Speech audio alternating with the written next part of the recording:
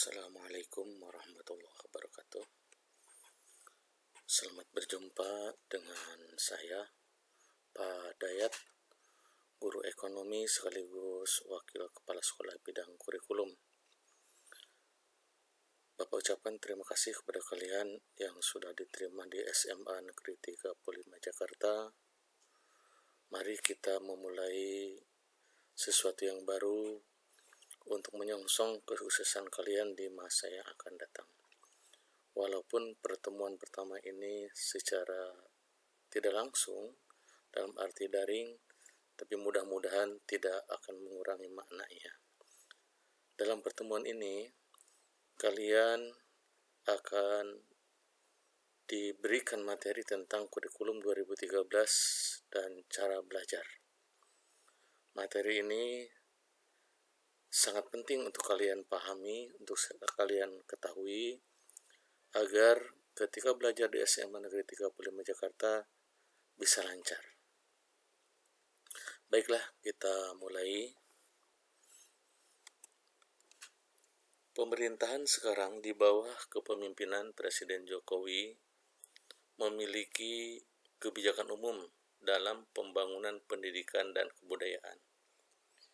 Kebijakan umum tersebut diantaranya: 1. Meningkatkan kualitas hidup manusia Indonesia. Yang kedua, melakukan revolusi karakter bangsa. Yang ketiga, meningkatkan produktivitas rakyat dan daya saing di pasar internasional. Kemudian yang keempat, memperteguh kebinekaan dan memperkuat restorasi sosial Indonesia. Nah, yang berhubungan dengan pendidikan, terutama yang nomor 1, meningkatkan kualitas hidup manusia Indonesia. Harapannya ke depan, Indonesia ini semakin berkualitas, tidak kalah saing oleh bangsa-bangsa lain. Tapi kualitas hidup manusia ini tidak ada artinya apabila karakternya tidak bagus. Karena itu diperlukan adanya revolusi, perubahan secara cepat dalam rangka menerapkan kembali karakter bangsa yang semakin hari semakin luntur. Lalu itu saja tidak cukup, karena kalau tidak diimbangi dengan produktivitas rakyat, maka bangsa ini hanya akan menjadi konsumen bagi bangsa lain. Karena itu rakyat harus lebih produktif dan memiliki daya saing di pasar internasional. Lalu yang tidak kalah penting di dalam negeri, yaitu memperteguh kebinekaan dan memperkuat restorasi sosial Indonesia. Berbeda-beda, sukunya beda, agamanya beda, bahasa beda. Tidak apa-apa, itu harus menjadi perekat untuk memperkuat kebangsaan Indonesia. Kemudian, sesuai dengan judul tadi, kita akan mengembangkan generasi muda yang memiliki daya saing. Oleh karena itu, generasi muda ini harus dibekali dengan kompetensi-kompetensi. Harus dibekali dengan berbagai macam kemampuan. Sekarang dikenal dengan istilah kompetensi abad 21. Yaitu berbagai kemampuan harus dimiliki oleh anak muda Indonesia agar mampu bersaing dan memenangkan persaingan di abad 21 ini. Kompetensi ini dikelompokkan menjadi beberapa macam. Yang pertama disebut kemampuan belajar dan berinovasi, yang dikenal dengan istilah 4C, yaitu critical thinking, berpikir kritis, dan mampu menyelesaikan masalah. Tidak hanya ke sekolah untuk datang dan duduk, tapi berpikir bagaimana turut serta memecahkan permasalahan yang ada. Harus mampu berpikir, bertanya, dan menjawab. Punya kreativitas dan inovasi. Bukan hanya pengikut, tapi harus menjadi pencipta. Pencipta lapangan kerja, pencipta berbagai macam model, sehingga ke depannya generasi muda Indonesia ini harus menjadi contoh, baik dalam kelakuan, kemudian juga dalam hasil, dalam produktivitas, dalam produk-produknya. Karena bisa meningkatkan kreativitas dan inovasi, tidak hanya mengikuti apa yang sudah ada. Lalu komunikasi, untuk bisa berkreatif dan inovasi itu juga harus diimbangi dengan komunikasi, pandai menyampaikan, pandai menginformasikan. Komunikasi yang dimaksud adalah mampu menyampaikan informasi, ide, gagasan kepada pihak lain, kepada komunikan, kepada orang yang diajak berkomunikasi. Karena itu, kuasai berbagai macam bahasa, bukan hanya bahasa Indonesia, bahasa Inggris, bahasa Jepang, ataupun bahasa-bahasa lainnya, bahasa untuk pengkodean, coding dalam bahasa internet, bahasa komputer, kuasai itu semua. Lalu C yang keempat, collaboration, kolaborasi, yaitu kerjasama. Tidak ada orang yang sukses kerja sendiri. Orang sukses karena dia mampu bekerja sama, inilah kolaborasi. Itu C4 atau 4C, critical thinking, kreatif, communication, dan collaboration. Kemudian kompetensi yang kedua yaitu kemampuan literasi, yakni kemampuan membaca, memahami, berhitung. Sehingga dengan demikian nanti kalau orang mampu dan pandai melakukan literasi, dia mampu memilah dan memilih informasi mana yang baik, informasi yang jelek.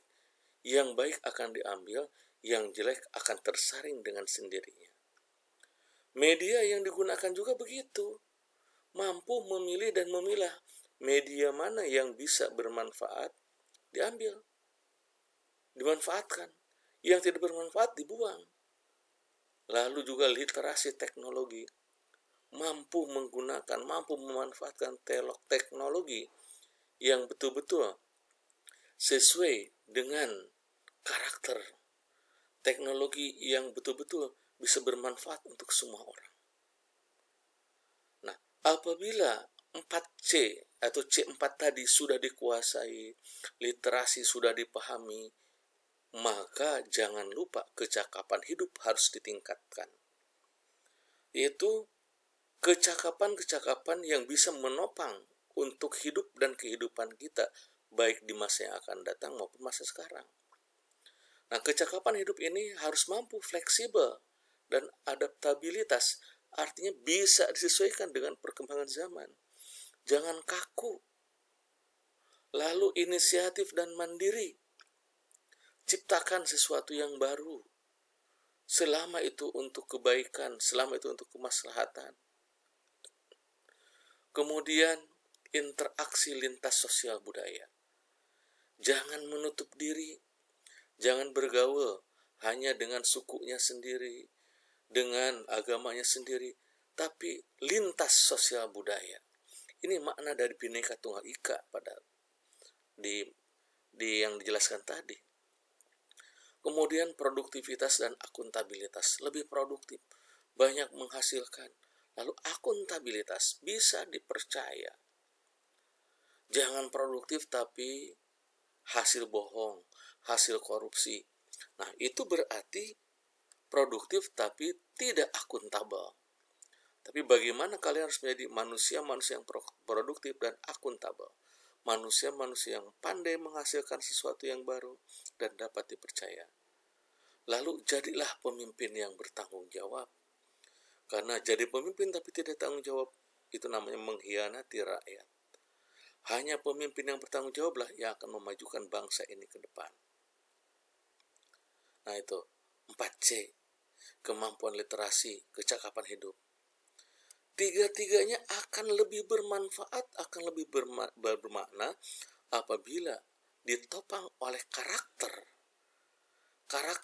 nilai-nilai positif, nilai-nilai baik, ketakwaan, cinta tanah air, toleran, menghormati keberagaman, jujur, adil, empati, penyayang, rasa hormat, kesederhanaan, pengampun, rendah hati, integritas, disiplin, kerja keras, kreatif, mandiri, demokratis, rasa ingin tahu, dan seterusnya, sampai menjadi manusia-manusia yang sederhana, berani, peduli.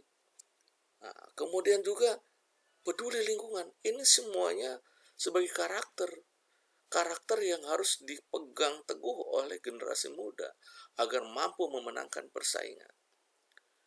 Nah, dengan demikian, untuk mampu memenangkan persaingan di abad 21 ini,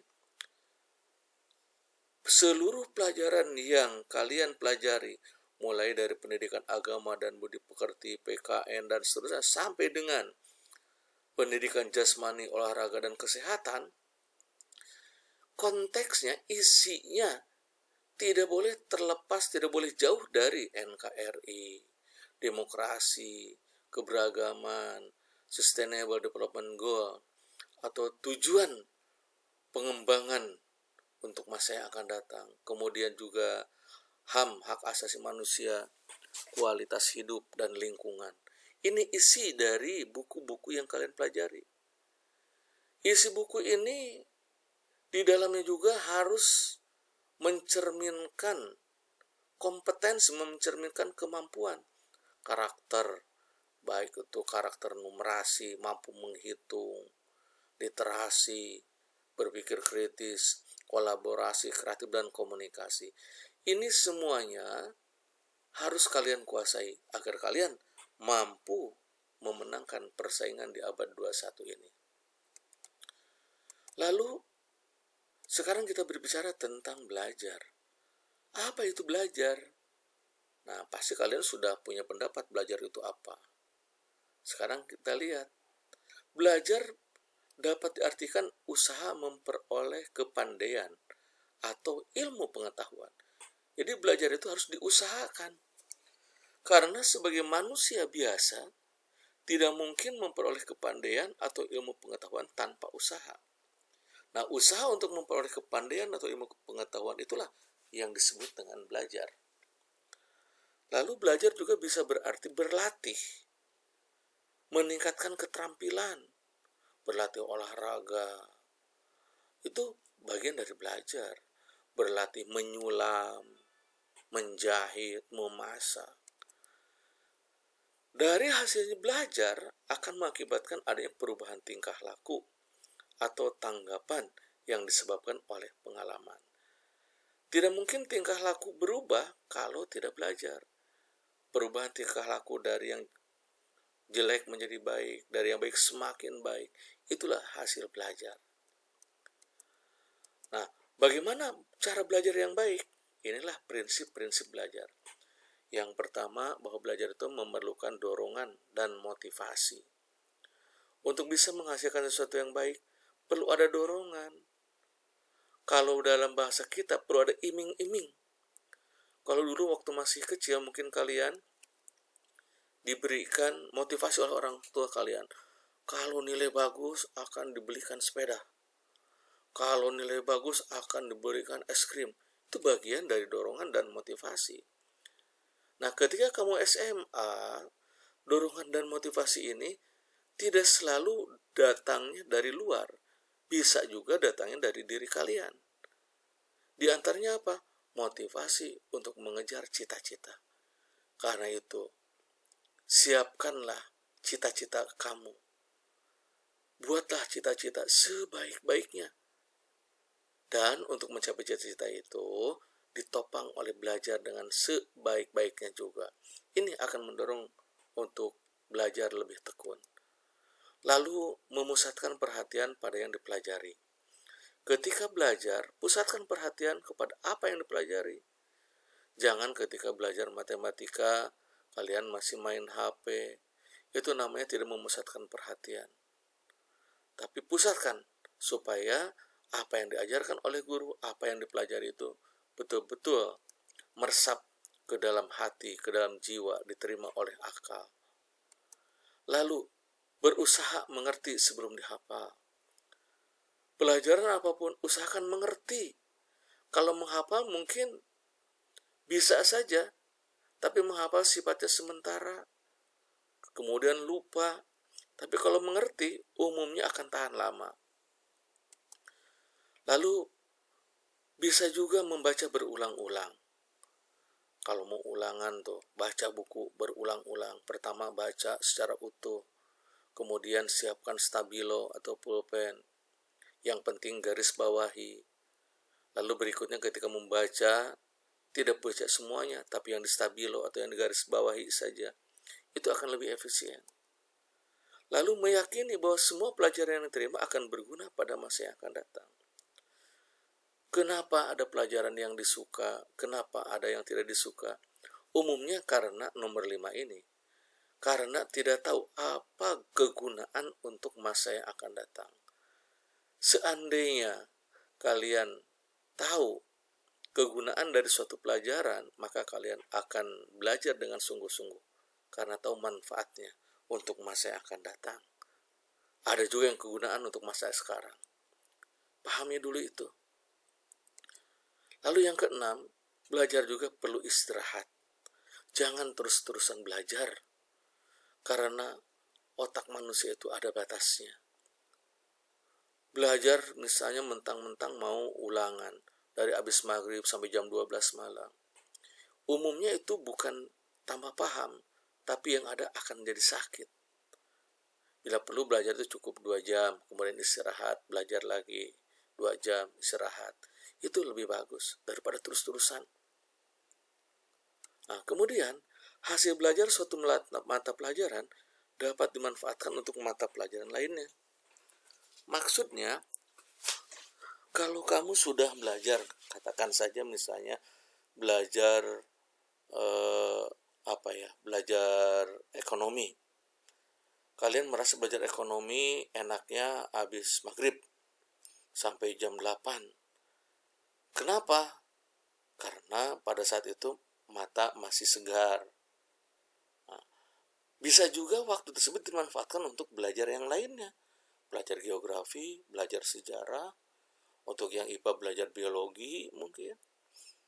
Nah, untuk yang bahasa belajar antropologi. Tapi ada juga orang yang belajar pagi-pagi. Misalnya jam 8 udah tidur. Jam 3 pagi sudah bangun. Kemudian ada yang sholat tahajud, lalu belajar. Ada yang seperti itu.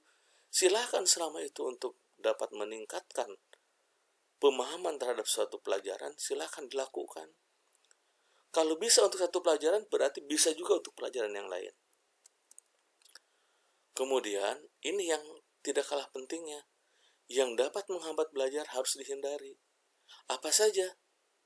Misalnya kalau belajar sambil nonton TV, umumnya tidak belajar yang ada nonton.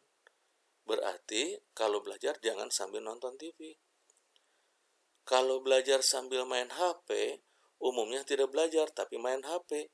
Maka hindari belajar sambil main HP. Ini prinsip-prinsip belajar yang harus diterapkan dalam kehidupan sehari-hari kalau ingin sukses. Lalu kita lihat tentang penjurusan dan peminatan. Peminatan ini dulu namanya, kalau orang tua kalian namanya disebut penjurusan. Tapi di kurikulum 2013 namanya disebut peminatan. Peminatan ini dipilih ketika masuk SMA. Jadi ketika kelas 10 masuk SMA, langsung memilih peminatan. Seperti yang sudah kalian lakukan. Nah, peminatan ini dipilih berdasarkan kemampuan, minat, dan bakat. Tidak berdasarkan paksaan atau keinginan orang tua atau keinginan orang lain. Nah, di SMA Negeri 35 Jakarta, ada 3 peminatan. Yaitu peminatan bahasa dan budaya, sering disebut juga jurusan bahasa. Ada peminatan matematika dan ilmu pengetahuan alam, sering disebut jurusan IPA. Dan peminatan ilmu pengetahuan sosial, sering disebut jurusan IPS. Nah, untuk peminatan-peminatan ini, misalnya peminatan ilmu bahasa dan budaya, di SMA 35 Jakarta hanya ada satu kelas. Satu kelas ini berarti dibutuhkan 40 siswa. Kalau di awal penerapan kurikulum 2013, satu kelas ini dibutuhkan 36 peserta didik atau siswa. Tapi mulai tahun 2020 ini ada tambahan dari Bina RW. Jadi peserta didik baru yang berada satu RW dengan sekolah, maka bisa masuk ke sekolah tersebut melalui seleksi yang namanya Bina RW. Sementara kalau tahun-tahun sebelumnya, seleksi masuk SMA itu memperhatikan hasil tertinggi dari gabungan nilai UN di peringkat. Yang tertinggi itu yang akan diterima. Misalnya 36 tertinggi itu yang diterima. Yang ke-37 tidak diterima. Berarti pilih sekolah lain. Akan tetapi karena tahun 2020 ini UN dihapuskan, maka seleksi masuk ke SMA ada beberapa jalur yang ditempuh. Ada bagi anak inklusi, ada prestasi olahraga, ada prestasi seni, mungkin juga keagamaan, ada afirmasi bagi anak-anak yang hidup atau yang tinggal di panti, kemudian bagi anak yang mendapatkan kartu Jakarta Pintar, anak dari supir Jaklingko, anak yang mendapatkan kartu Indonesia Pintar, anak dari tenaga kesehatan yang kena musibah COVID-19. Lalu ada juga jalur zonasi berdasarkan jarak, berdasarkan umur. Ada juga jalur prestasi berdasarkan prestasi akademik dari rapot. Ada yang ortunya pindah tugas. Ada juga orang tua dari guru sekolah yang bersangkutan. Lalu ada Bina RW. Dan terakhir ada tahap akhir atau tahap umum bagi siapa saja yang belum diterima, itu diseleksi lagi. Nah, ini untuk peminatan bahasa dan budaya. Lalu yang kedua, peminatan MIPA. Ini juga seleksinya sama. Hanya jumlah peserta yang diterima di SMA 35 Jakarta tahun ini ada 3 kelas untuk peminatan MIPA. Berarti ada 40 kali 3, ada 120 siswa yang diterima untuk peminatan MIPA. Kalau di tahun-tahun sebelumnya hanya 108 karena 36 per kelas. Sekarang ditambah 4 orang melalui Bina RW per kelas. Seleksinya sama seperti yang tadi dibahas. Ada inklusi, jalur inklusi, ada prestasi olahraga, afirmasi, dan lain-lainnya. Lalu yang ketiga, IPS. IPS juga sama, menerima 3 kelas. Berarti dibutuhkan 120 siswa. Tuh, jalur yang juga sama. Nah, kalian diterima di SMA 35 Jakarta melalui jalur apa? Jangan khawatir, jalur apapun kalian diterima di SMA 35 Jakarta, sekarang tinggal ke depannya. Mau nggak memanfaatkan kesempatan yang ada untuk belajar dalam rangka menyongsong masa yang akan datang yang lebih baik? Sampai di sini, ada yang mau ditanyakan? Kalau ada, silakan catat, lalu sampaikan kepada penanggung jawab kelas kalian, kepada kakak kelas kalian yang bertugas di kelas, untuk nanti disampaikan kepada Bapak. Baik, berikutnya kita lihat struktur kurikulum, struktur mata pelajaran yang akan kalian terima. Berdasarkan kurikulum 2013, mata pelajaran itu dikelompokkan menjadi beberapa macam. Yang pertama, kelompok wajib. Yang kedua, kelompok peminatan. Kelompok wajib dibagi 2. ada kelompok wajib A, ada kelompok wajib B. Untuk kelompok wajib A, ada 6 pelajaran. Ada pendidikan agama dan budi pekerti, pendidikan Pancasila dan kewarganegaraan, bahasa Indonesia, matematika, sejarah Indonesia, dan bahasa Inggris. Keenam pelajaran ini namanya juga kelompok wajib, maka wajib diikuti oleh seluruh peserta didik. Wajib diikuti oleh seluruh siswa-siswi. Tanpa memandang apakah dia itu peminatan bahasa, MIPA, atau IPS. Semuanya harus mengikuti keenam pelajaran ini. Lalu yang kedua, kelompok wajib B. Kelompok wajib B ini nama mata pelajarannya sama, yaitu seni budaya, prakarya dan kewirausahaan, serta pendidikan jasmani, olahraga, dan kesehatan. Akan tetapi, ketiga pelajaran ini punya ciri khas sendiri-sendiri. Bisa saja seni budaya di SMA 35, muatannya, isinya berbeda dengan seni budaya yang ada di SMA 1. Prakarya dan kewirausahaan yang ada di SMA 35 bisa saja isinya berbeda dengan yang ada di SMA 7. Begitupun PJOK, pendidikan jasmani, olahraga, dan kesehatan, yang ada di 35 isinya berbeda dengan yang ada di SMA 4. Itulah yang disebut dengan muatan lokal. Nama pelajarannya sama, tapi isinya beda, disesuaikan dengan situasi dan kondisi di mana sekolah tersebut berada. Nah, ini namanya kelompok wajib, berarti ada 6 yang kelompok A dan 3 kelompok B. Ada 9 mata pelajaran. Ini semua peminatan, semua siswa, apapun peminatannya, akan mendapatkan pelajaran yang sama.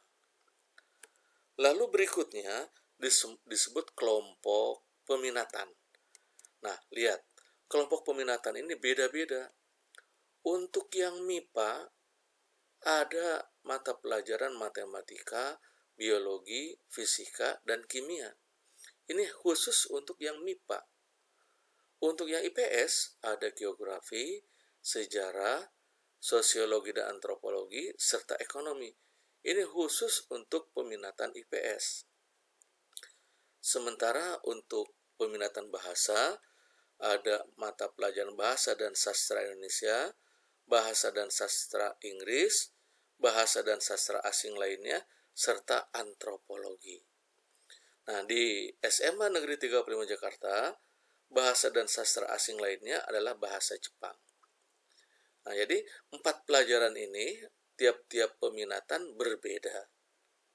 Nih, harus kalian pahami dulu. Lalu di samping yang namanya mata pelajaran peminatan, ada namanya mata pelajaran pilihan dan pendalaman. Ada pilihan pendalaman minat, ada lintas minat. Pilihan pendalaman minat hanya sedikit sekolah yang melaksanakan, karena ini harus kerjasama dengan perguruan tinggi. Yang banyak dilakukan adalah lintas minat, termasuk di SMA 35. Yang dimaksud lintas minat adalah anak IPA belajar mata pelajaran IPS. Anak IPS belajar mata pelajaran bahasa atau belajar mata pelajaran IPA. Anak bahasa belajar mata pelajaran IPA atau belajar mata pelajaran IPS. Itu namanya lintas minat. Dalam seminggu, lintas minat ini ada 6 jam pelajaran. Untuk kelas 10, 6 jam pelajaran ini boleh mendapat 2 pelajaran, boleh 3. Tapi untuk kelas 11-12 hanya 1 pelajaran. Karena dalam seminggu ada 4 jam pelajaran. Nah, kita lihat dulu. Untuk yang MIPA, MIPA ini memiliki 2 pelajaran yang namanya sama. Coba lihat, mata pelajaran apa itu? Yaitu mata pelajaran matematika. Di kelompok wajib A ada mata pelajaran matematika. Lalu, di kelompok peminatan MIPA ada juga matematika. Berarti untuk yang MIPA matematikanya ada 2. Lalu bagaimana hanya dengan IPS? Yang IPS ada juga mata pelajaran yang namanya sama. Ada dua, yaitu sejarah. Coba lihat di sini. Ini ada sejarah, ini namanya sejarah minat. Lalu di atas tadi ada sejarah juga. Ini sejarah Indonesia. Berarti kalau di IPA matematikanya 2, kalau IPS sejarahnya 2. Lalu bagaimana dengan yang peminatan bahasa? Nah, peminatan bahasa ada juga yang 2, yaitu bahasa dan sastra Indonesia. Tadi di bagian kelompok wajib ada bahasa Indonesia. Nah, di kelompok bahasa ada juga bahasa, tapi ini lengkap bahasa dan sastra Indonesia. Berarti dengan demikian di IPA ada 2 matematika, di IPS ada 2 sejarah, dan di bahasa ada 2 bahasa Indonesia. Nah, lalu apa tadi yang disebut lintas minat? Lintas minat itu ialah mata pelajaran yang berasal dari peminatan lain, tapi dipelajari oleh peminatan tertentu. Nah, di SMA 35 Jakarta tahun ini, berarti kalian, misalnya kalau kalian kelas 10 IPA, kalian akan mendapat mata pelajaran ekonomi. Padahal ekonomi itu mata pelajaran IPS. Kemudian, kalian juga akan belajar bahasa dan sastra Inggris. Padahal bahasa dan sastra Inggris adalah mata pelajaran dari peminatan bahasa. Itu yang namanya lintas minat, itu seperti itu. Ditambah satu lagi, informatika. Lalu bagi yang IPS, kalian akan belajar biologi. Padahal biologi ini dari peminatan IPA. Lalu kalian juga akan belajar bahasa dan sastra Inggris, yang merupakan mata pelajaran dari peminatan bahasa, ditambah informatika. Lalu yang bahasa, kalian akan belajar ekonomi yang merupakan mata pelajaran dari peminatan IPS.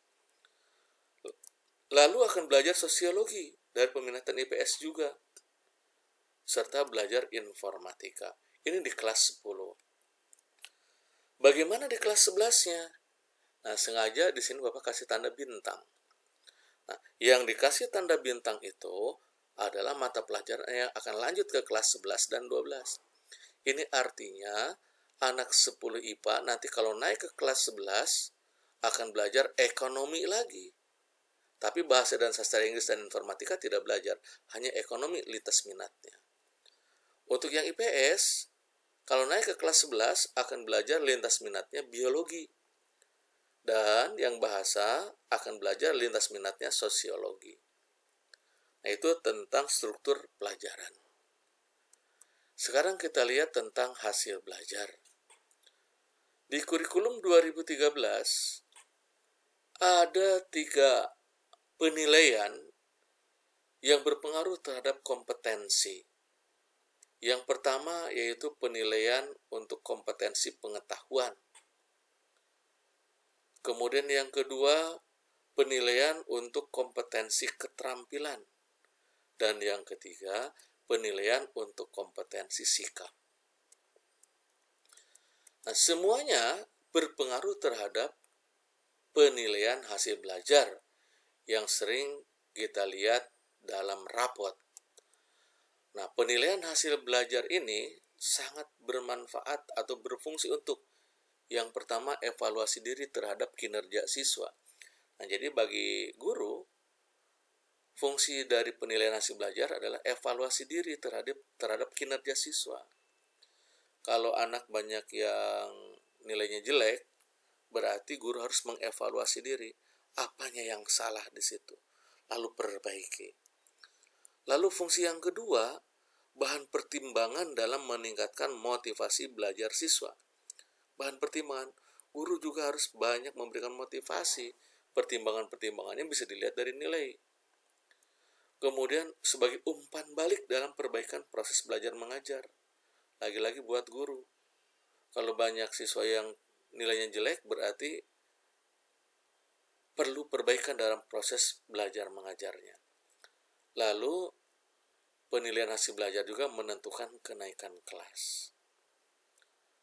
Nah, cakupan penilaian dalam kurikulum 2013 ini terdiri dari yang pertama memperhatikan SKL, standar kompetensi lulusan, lalu kompetensi inti dan kompetensi dasar. Standar kompetensi lulusan yaitu patokan apa saja yang harus dipenuhi oleh seorang peserta didik sehingga dapat dikatakan pantas untuk lulus.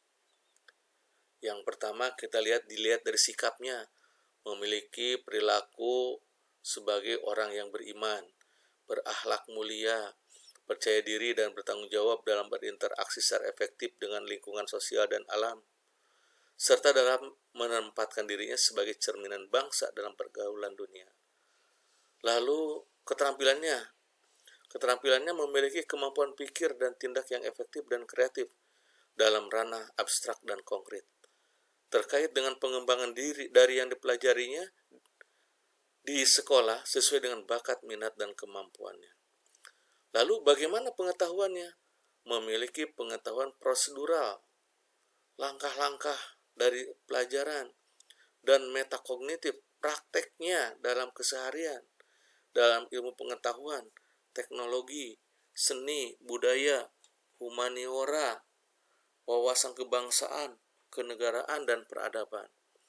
Terkait penyebab fenomena dan kejadian yang tampak mata yang mencakup penyebab alternatif sosial, kendala, dan solusi akhir.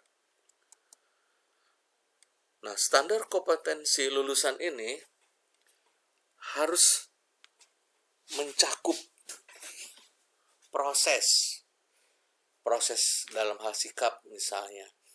Domain sikap elemennya dalam hal proses. Untuk SMA, kita lihat yang SMA saja yang ujung, menerima, menjalankan, menghargai, menghayati, mengamalkan. Sebagai individu, jadilah individu yang beriman, berakhlak mulia, rasa ingin tahu, estetika, percaya diri, motivasi internal. Terkait sikap sosial, toleransi, gotong royong, kerjasama, dan musyawarah. Lalu sikap terhadap alam, pola hidup sehat, ramah lingkungan, patriotik, dan cinta perdamaian. Lalu keterampilannya ada proses mengamati, menanya, mencoba, mengolah, menyaji, menalar, mencipta. Abstraknya terdiri dari membaca, menulis, menghitung, menggambar, mengarang. Konkretnya dapat menggunakan, mengurai, merangkai, memodifikasi, membuat sampai mencipta. Lalu pengetahuan dimulai dari proses mengetahui, memahami, menerapkan, menganalisis, mengevaluasi sampai mencipta.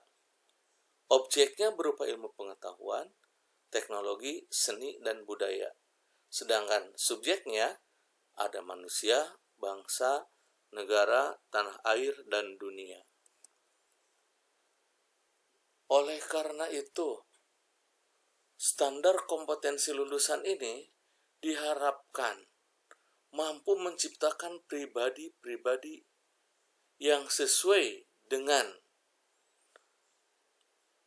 atau pribadi-pribadi yang beriman. Kalau kita lihat dari sikap spiritualnya, berakhlak mulia, percaya diri, tanggung jawab. Dalam hal sikap sosialnya, mampu berinteraksi secara efektif dengan lingkungan sosial, alam sekitar, serta dunia, dan peradabannya. Lalu keterampilannya mampu menghasilkan pribadi yang berkemampuan pikir dan tindak yang efektif dan kreatif dalam ranah abstrak dan konkret. Sedangkan pengetahuannya mampu menghasilkan pribadi yang menguasai ilmu pengetahuan, teknologi, seni, budaya, dan berwawasan kemanusiaan, kebangsaan, kenegaraan, dan peradaban. Nah, berikutnya kita lihat karakteristik penilaian pada kurikulum 2013. Yang pertama, belajar tuntas. Di kurikulum 2013 dikenal belajar tuntas, artinya seseorang yang belajar sesuatu harus sampai tuntas. Kalau setelah belajar lalu ada penilaian-nilai yang kurang bagus, belajar lagi, lalu minta remedial sampai betul-betul tuntas. Lalu penilaian yang otentik, betul-betul nyata ketika pembelajaran lakukan penilaian. Dari mulai awal sampai akhir ada penilaian, di luar pembelajaran juga ada penilaian. Lalu berkesinambungan, terus-menerus. Ada kriterianya, lalu menggunakan teknik yang bervariasi, bermacam-macam teknik penilaian. Nah, penilaian otentik, proses penilaian bagian dari pembelajaran. Jadi penilaiannya selama pembelajaran, mencerminkan permasalahan dunia nyata, tidak hanya sekedar teori, menggunakan metode, ukuran, dan kriteria yang sesuai dengan karakteristik. Lalu penilaian harus bersifat holistik, secara keseluruhan dan terus-menerus. Nah, karena itu, dalam penilaian kurikulum 2013 dikenal prinsip penilaian berdasarkan kriteria. Ada kriterianya. Mengukur capaian kompetensi siswa, mendorong siswa berpikir kritis. Jadi, penilaian itu membuat anak berpikir. Belajar pun begitu, membuat anak berpikir. Tidak hanya seperti disuapi, tapi anak mencari sendiri. Guru hanya sekedar sebagai fasilitator. Kemudian berkelanjutan untuk perbaikan bagi yang kurang bagus. Lalu peningkatan dan pengayaan bagi yang sudah bagus. Ada analisa untuk tindak lanjut pembelajaran. Serta penilaian itu harus sesuai dengan pengalaman belajar siswa. Jadi apa yang dipelajari, penilaiannya juga sesuai dengan apa yang dipelajari. Disinilah berlaku berpikir kritis, yang merupakan sebuah pola pikir yang memungkinkan siswa menganalisa masalah berdasarkan data yang relevan, sehingga dapat mencari kemungkinan pemecahan masalah dan pengambilan keputusan yang terbaik. Nah, mekanisme penilaian di kurikulum 2013, penilaian bisa dilakukan oleh pendidik, oleh satuan pendidikan, oleh lembaga pemerintah atau lembaga yang mandiri. Nah, penilaian oleh pendidik bisa berupa penilaian harian atau ulangan harian. Bisa juga berupa tugas-tugas untuk memantau kemajuan dan memperbaiki hasil belajar peserta didik. Lalu penilaian oleh satuan pendidikan bisa dalam bentuk ujian tingkat kompetensi, bisa juga ujian sekolah, bisa juga yang namanya ulangan atau penilaian akhir semester, penilaian akhir tahun. Itu dilakukan oleh pihak sekolah. Lalu bisa juga penilaian oleh pemerintah. Dalam hal ini diantaranya ada ujian nasional, walaupun sekarang sudah dihapus.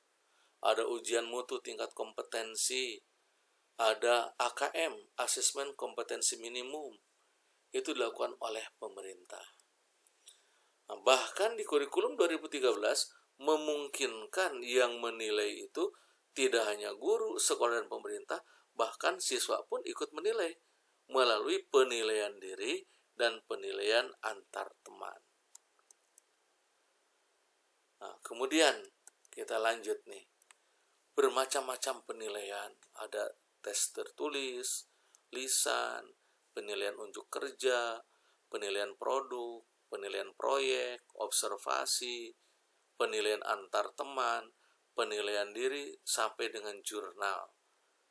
Nah, penilaian ini bisa dikatakan ini adalah proses yang harus dilalui, yang mana akhir dari penilaian itu ya berupa nilai.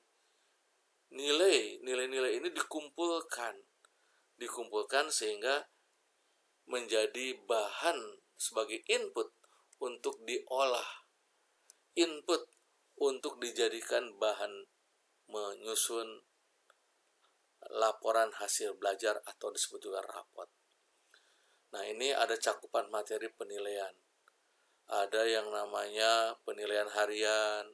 Umumnya penilaian harian ini materinya hanya satu pokok bahasan. Ada penilaian tengah semester, ada penilaian akhir semester. Berarti kalau penilaian akhir semester, cakupan materinya seluruh materi di semester ganjil. Sementara ada juga penilaian akhir tahun, materinya berasal dari semester genap. Lalu ada juga cakupan materi untuk ujian sekolah. Itu materinya adalah seluruh materi dari mulai kelas 10 sampai kelas 12. Karena itu, kalian jangan sampai menyia-nyiakan materi pelajaran kelas 10 ketika kelas 11. Apalagi kelas 12, baca lagi materi-materi dari mulai kelas 10, kelas 11, dan kelas 12. Nah, pemanfaatan hasil penilaian ini bisa digunakan untuk remedia bagi yang nilainya kurang memenuhi syarat atau di bawah KKM, pengayaan bagi yang nilainya sudah melewati KKM. Bisa juga penilaian ini dijadikan sebagai umpan balik atau feedback oleh guru bagaimana untuk pengembangan pembelajaran ke depannya.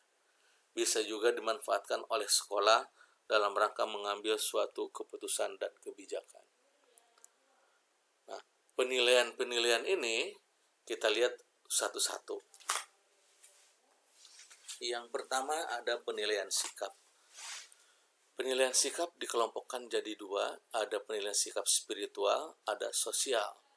Penilaian sikap spiritual ini dilakukan dalam rangka membentuk sikap siswa agar mampu menghargai, menghayati, dan mengamalkan ajaran agama yang dianutnya.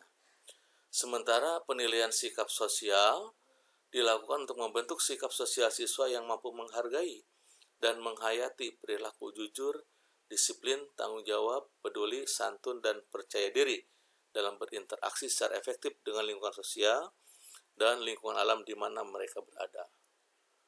Nah, ini penilaian sikap tuh, yang atas sikap spiritual, menghayati dan mengamalkan ajaran agama yang dianut. Lalu sikap sosial, menghayati dan mengamalkan perilaku jujur, disiplin, santun, peduli, bertanggung jawab, responsif, dan proaktif. Itu penilaian sikap. Nah, penilaian sikap ini bisa diambil dari observasi harian, kemudian dari jurnal harian, dari monitoring, kemudian direkap dalam satu semester, dibawa ke rapat dewan guru, jadilah deskripsi yang ada di rapot. Kemudian skema penilaiannya untuk sikap ini ada penilaian utama dilakukan oleh guru mata pelajaran, guru BK, wali kelas. Ada juga penunjang berasal dari siswa, yaitu penilaian diri dan penilaian antar teman.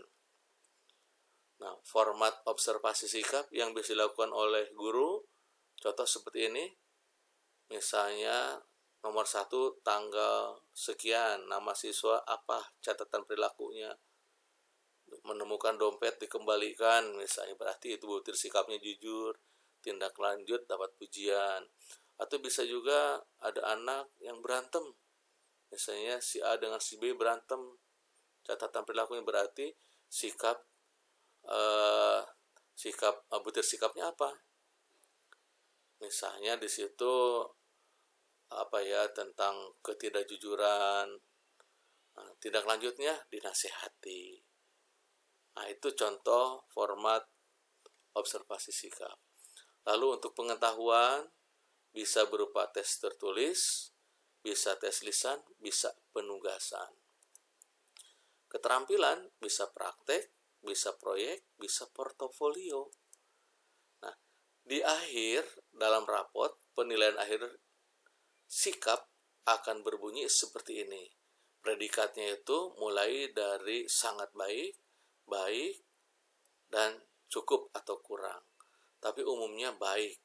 Contoh deskripsinya, selalu bersyukur dan berdoa sebelum melakukan kegiatan, serta memiliki toleran pada agama yang berbeda. Ketaatan beribadah mulai berkembang. Ini sikap sosial, sikap spiritual. Sementara sikap sosialnya, misalnya predikatnya baik, memiliki sikap santun, disiplin, dan tanggung jawab yang baik. Sikap kepedulian mulai meningkat. Nah, kemudian ini contoh untuk pengetahuan. Untuk pengetahuan ini biasanya dibuat dari rata nilai yang diperoleh dari tiap kompetensi dasar. Tuh, contohnya untuk si Ani ini pelajaran matematikanya ada 5 KD. 5 KD. Setiap KD ada penilaian hariannya. Kemudian ada juga penilaian akhir semester. Nanti ada rata nilainya. Di sini kita lihat ada nilai terendahnya 75. Kemudian kalau dibuat dirata-ratakan, ternyata rata-ratanya jadi 82. Nah, kemudian nilai tertingginya ada 88. Dan nilai terendah dan tertinggi ini nanti ada deskripsi untuk nilai pengetahuannya. Nih, contohnya kemampuan menyelesaikan sistem pertidaksamaan dua variabel dikuasai dengan baik. Berarti ini diambil dari nilai tertinggi. Lalu perlu peningkatan pemahaman penyelesaian pertidaksamaan irasional. Nah, ini yang nilai terendahnya. Perlu peningkatan. Kalau sudah baik, semuanya pasti sudah dikuasai. Ini deskripsi yang ada di rapot untuk pengetahuan. Lalu untuk keterampilan bagaimana? Nah, untuk keterampilan biasanya dilihat dari nilai yang tertinggi per KD. Nilai tertinggi per KD. Nah, ini kita lihat di situ. Itu nilai tertinggi dari 4 KD. Dari nilai tertinggi itu ada deskripsinya. Memiliki keterampilan yang baik dalam meragakan ragam gerak tari sesuai dengan pendukung pertunjukan. Nah, ini ya berarti yang gerak yang baik ini adalah meragakan ragam gerak tari. Ini nilai tertingginya. Ini kalau mata pelajarannya seni budaya. Nah, ini jadi dalam rapot itu ada nilainya, ada deskripsi baik sikap, keterampilan maupun pengetahuan. Dari rapot ini maka yang tidak kalah penting adalah tentang persyaratan kenaikan kelas. Ini bagian terakhir. Kalau kalian ingin naik kelas harus memenuhi syarat sebagai berikut. Yang pertama, menyelesaikan seluruh program pembelajaran dalam 2 semester. Berarti kalian harus memiliki nilai dari 2 semester untuk semua mata pelajaran. Nilai semester 1 atau ganjil dengan semester genap digabung dirata-ratakan. Nilai tersebut harus melebihi atau minimal sama dengan KKM. Lalu predikat nilai sikap minimal baik. Tidak boleh sikapnya cukup apalagi kurang. Jadi minimal baik. Lalu predikat kegiatan ekstrakurikuler wajib pendidikan kepramukaan. Ini nilai pramuka juga minimal baik. Tidak boleh cukup apalagi kurang. Lalu yang keempat, tidak memiliki lebih dari 2 mata pelajaran yang masing-masing capaian pengetahuan dan atau keterampilan di bawah KKM. Jadi kalian boleh ada 2 mata pelajaran yang nilainya di bawah KKM. Kalau lebih dari 2 mata pelajaran, maka kalian tidak memenuhi syarat untuk naik kelas. Lalu bisa saja kenaikan kelas ini ada syarat lain yang ditetapkan oleh sekolah, misalnya tentang kehadiran, tentang kedisiplinan, atau tentang ketaatan lainnya.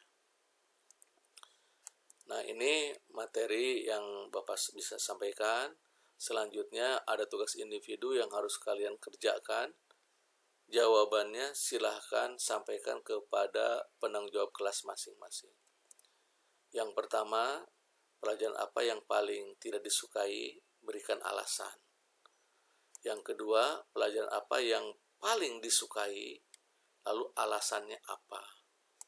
Yang ketiga, apa cita-cita kalian? Cita-cita Anda? Lalu mengapa memilih peminatan yang sekarang? Misalnya IBB, MIPA, atau IPS. Apa alasannya? Lalu yang keempat, susun jadwal harian dari mulai bangun tidur sampai dengan tidur lagi. dengan kolom sebagai berikut. Tuh, nomor 1 misalnya jam 4.30 sampai jam 5 bangun dan sholat subuh, keterangan di rumah misalnya. Nomor 2 jam 5 sampai jam berapa dan seterusnya. Sampai dengan terakhir jam 22 sampai 4.30 tidur misalnya. Ini silahkan difoto, silahkan dicatat, dikerjakan, hasilnya dikumpulkan kepada penanggung jawab kelas masing-masing. Gimana? Sudah? Jadi difoto biar cepat? Udah? Sekali lagi bagi yang mau bertanya silahkan catat, lalu sampaikan kepada penanggung jawab kelas kalian sendiri. Demikian yang bisa Bapak sampaikan, mudah-mudahan ada manfaat. Kita jumpa lagi pada pertemuan yang akan datang. Insya Allah mungkin masih daring atau bisa bertatap muka. Demikian, lebih kurangnya mohon maaf. Wassalamualaikum warahmatullahi wabarakatuh.